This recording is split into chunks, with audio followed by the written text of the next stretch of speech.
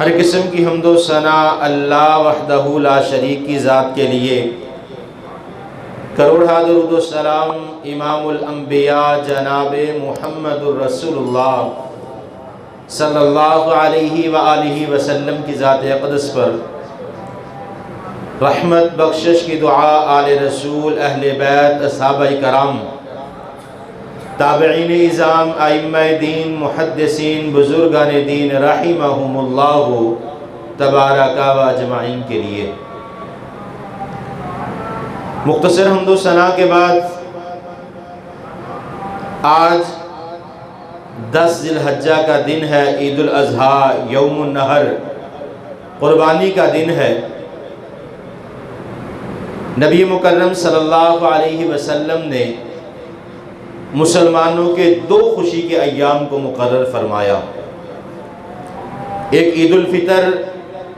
یکم شوال کو رمضان المبارک کے مہینے کے بعد، اور دوسرا آج کا دن 10 ذی الحجہ کا دن، قربانی کا دن، جس دن ہم اپنے جانوروں کو قربان کرتے ہیں۔ انشاءاللہ الرحمن مختصر وقت کے اندر 1-2 ضروری باتیں جو آپ کے گوش گزار کرنا چاہوں گا، کوشش کروں گا کہ جتنے کم وقت میں آپ تک وہ باتیں پہنچا دوں اور اپنی بات کو ختم کروں۔ نبی مکرم صلی اللہ علیہ وسلم نے آج کے دن کے متعلق جو ہم نے اپنے جانوروں کو قربان کرنا ہے، اس کے متعلق فرمایا سنت ابیکم ابراہیم، یہ میرے باپ ابراہیم علیہ السلام کی سنت ہے۔ حضرت ابراہیم علیہ السلام کی اگر سیرت پر نظر دوڑائی جائے، حضرت ابراہیم علیہ السلام کی اگر ہم سیرت کو دیکھیں تو یہ قربانی کا فلسفہ سمجھ آ جائے گا کہ قربانی کا مقصد صرف دکھلاوا نہیں، قربانی کا اصل مقصد گوشت کھانا نہیں، قربانی کا اصل مقصد یہ نہیں کہ ہم ایسا جانور خریدیں کہ ہم دوسروں تک گوشت کو پہنچا دیں، کیونکہ عموماً قربانی کا جانور خریدتے وقت ہمارے ذہن میں یہ بات ہوتی ہے کہ ہم نے بڑا جانور خریدنا ہے اور تاکہ لوگوں کو زیادہ گوشت مل جائے۔ اصل قربانی کا فلسفہ یہ نہیں، اصل قربانی کا فلسفہ یہ ہے اللہ نے جتنی توفیق عطا فرمائی، اپنے مال میں سے اتنا جانور خرید کر اللہ کے راستے میں قربان کرنا ہے۔ اللہ رب العالمین نے قرآن پاک میں اس بات کا اعلان فرمایا کہ لَن يَنَالَ اللَّهَ لَحُومُهَا وَلَا دِمَاؤُهَا وَلَكِنْ يَنَالُهُ التَّقْوَى مِنْكُمْ۔ اللہ فرماتے ہیں نہ گوشت کی ضرورت ہے، نہ خون کی ضرورت ہے، نہ اس کے چمڑے کی ضرورت ہے، لیکن اگر ضرورت ہے تو اللہ کو انسان کے تقوی کی۔ تقوی دل میں ہے، وہ جانور کو دیکھنے میں نہیں، تقوی دل کے اندر ہے، لوگوں کے دکھلاوے کے اندر نہیں۔ جب بھی اپنے جانور کو قربان کریں تو اللہ سے دعا کریں، اللہ یہ دکھلاوا نہیں، صرف تیرے نبی کی سنت ہے، تیرا حکم ہے، اپنے مالوں میں سے ہم نے تیرے راستے کے اندر اپنے جانور کو قربان کرنا ہے۔ اے اللہ اس کا مقصد گوشت کھانا نہیں ہے، اے اللہ اس کا مقصد اس سے کوئی فائدہ لینا نہیں، اے اللہ صرف تجھے راضی کرنا ہے۔ اصل قربانی کا فلسفہ اور حضرت ابراہیم علیہ السلام کی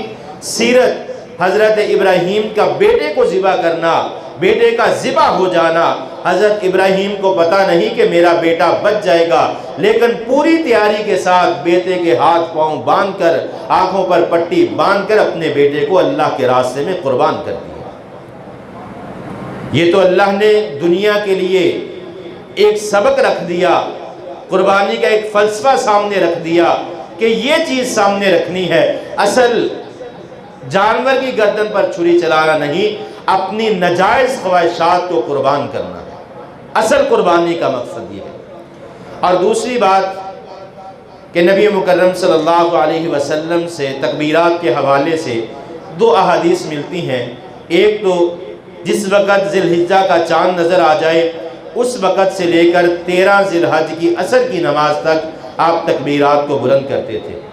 اور ایک دوسری روایت میں 9 ذی الحج سے لے کر 13 ذی الحج کی عصر کی نماز تک تکبیرات کو پڑھنا۔ ایک بات کی طرف توجہ دلانا چاہوں گا، جیسے ابھی نماز سے قبل محتسم بھائی بار بار کہہ رہے تھے کہ تکبیرات کو پڑھیں، ہم شاید تکبیرات کو اپنے دل میں منہ میں پڑھ رہے ہوں گے۔ حضرت عمر فاروق رضی اللہ تعالی عنہ، حضرت عبداللہ بن عمر، حضرت ابو ہریرہ رضی اللہ تعالی عنہ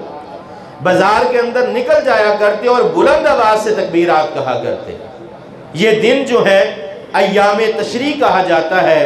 10 ذی الحج سے لے کر 13 ذی الحج تک یہ ایام تشریق ہیں، خوشی کے دن ہے، اور 13 ذی الحج کی عصر کی نماز سے پہلے ہم اپنی قربانی کر سکتے ہیں۔ سب سے فضیلت یہ ہے کہ آج کے دن 10 ذی الحج کو اپنی قربانی کو قربان کیا جائے۔ اگر کسی وجہ سے تاخیر ہو جائے تو 13 ذی الحج ہفتے والے دن عصر کی نماز تک ہم اپنے جانور کو قربان کر سکتے ہیں۔ قربانی کا طریقہ، اپنے جانور کو قبلہ رخ لٹائیں، اس کو اچھی طرح باندھ لیں، چھری کو اچھی طرح تیز کر لیں، کیونکہ نبی مکرم صلی اللہ علیہ وسلم نے فرمایا کہ جب اپنے جانور کو ذبح کرو تو چھری کو اچھے طریقے سے تیز کر لیا کرو، اور ایک جانور کے سامنے دوسرے جانور کو ذبح نہیں کرنا۔ جیسا کہ ایک حدیث میں نبی مکرم صلی اللہ علیہ وسلم نے دیکھا کہ ایک صحابی، ایک شخص اپنے جانور کے سامنے دوسرے جانور کو ذبح کر رہا ہے۔ رسول اللہ صلی اللہ علیہ وسلم نے فرمایا کیا تو اس جانور کو 2 دفعہ ذبح کرنا چاہتا ہے؟ کہنے لگا اللہ کے پیغمبر اس سے کیا مراد؟ آپ نے فرمایا کہ کسی جانور کے سامنے دوسرے جانور کو ذبح نہ کرو، جانور کو قبلہ رخ منہ کر لیجئے، اس کو اچھے طریقے سے باندھ لیجئے، چھری کو تیز کر لیجئے، اور قربانی کرنے سے قبل جو مسنون دعائیں ہیں، انی وجہت وجہی للذی فطر السماوات والارض حنیفا وما انا من المشرکین قل ان صلاتی ونسکی ومحیای ومماتی للہ رب العالمین، کہ اے اللہ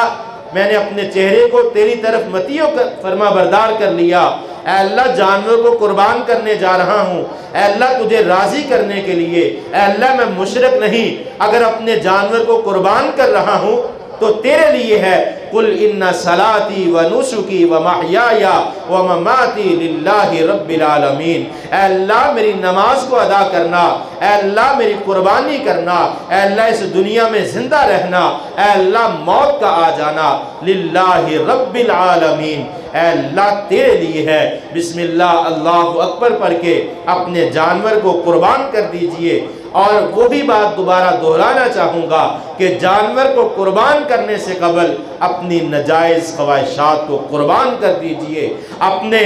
دکھلاوے کو، لوگوں کے اندر جو دکھلاوا ہے میرا جانور بڑا ہے، میرا جانور بڑا ہے، اس بات کو ختم کر دیجئے۔ صرف ایک بات ہو کہ اے اللہ صرف تجھے راضی کرنا ہے، اے اللہ اپنے جانور کو قربان کر رہے ہیں، اے اللہ اس کا خون بہانا اصل مقصد تقوی ہے، اے اللہ تیری رضا ہے، اے اللہ دنیا اور آخرت کی کامیابی ہے۔ دل کے اندر اس خیال سے ان دعاؤں کو پڑھ کے اپنے جانور کو قربان کیجئے۔ اور ان جانوروں کا گوشت نبی مکرم صلی اللہ علیہ وسلم نے فرمایا، ابتدائے اسلام میں گھر میں گوشت رکھنے سے منع فرمایا، لوگوں کے اندر تقسیم کر دیا جاتا تھا۔ پھر رسول اللہ صلی اللہ علیہ وسلم نے قربانی کے گوشت کو 3 حصوں میں تقسیم کر دیا، ایک اپنے اہل خانہ کے لیے، دوسرا عزیز و اقارب کے لیے، تیسرا مساکین اور غربا کے لیے۔ پھر ایک حدیث میں نبی مکرم صلی اللہ علیہ وسلم نے فرمایا اگر سارا گوشت بھی رکھنا چاہو تو اس کے اندر حرج نہیں۔ نبی مکرم صلی اللہ علیہ وسلم نے اس بات کی اجازت دی ہے۔ اور سب سے بڑی بات، قربانی کا جانور ذبح کرنے کے بعد گوشت کو ہم لوگوں کے اندر تقسیم کرتے ہیں، اس وقت بھی اس بات کا خیال ہونا چاہیے کہ کسی کی دل آزاری نہ کی جائے، لوگوں کو دکھلاوے کے لیے ایسا عمل نہ کیجئے کہ جو قربانی کا مقصد ختم کر دے۔ اصل قربانی کا مقصد تقوی ہے۔ جتنی بھی عبادات ہیں ان کا اصل مقصد اللہ نے تقوی اور رضا رکھی ہے۔ آئیے آخری بات کر کے اپنی بات کو ختم کرنا چاہوں گا۔ جب اللہ رب العالمین نے انسان کو پیدا فرمایا تو اللہ رب العالمین کے سامنے، جب فرشتوں کے سامنے یہ بات رکھی تو فرشتوں نے یہ بات کہی تھی وَنَحْنُ نُسَبِّحُ بِحَمْدِكَ وَنُقَدِّسُ لَكَ، اے اللہ تسبیح بھی ہم بیان کریں گے، نمازیں بھی پڑھیں گے، سجدے بھی کریں گے، اے اللہ تیرا ذکر بھی کریں گے، اے اللہ ہم کافی ہیں، جو حکم دے گا ہم تیرے حکم نے ساری زندگی گزار دیں گے۔ لیکن انسان کو پیدا کرنے کا مقصد صرف اتنا ہے کہ انسان کے دل میں اللہ کی رضا ہو۔ اگر اللہ کو عبادات کی ضرورت ہوتی، اس کائنات میں فرشتے بے شمار موجود تھے، اللہ کو ہمارے سجدوں کی ضرورت نہیں، اللہ کو ہماری تسبیحات کی ضرورت نہیں، لیکن اللہ نے ایک پیمانہ مقرر کر دیا کہ ہمیں یہ عبادات کرنی ہے۔ ان عبادات کا مقصد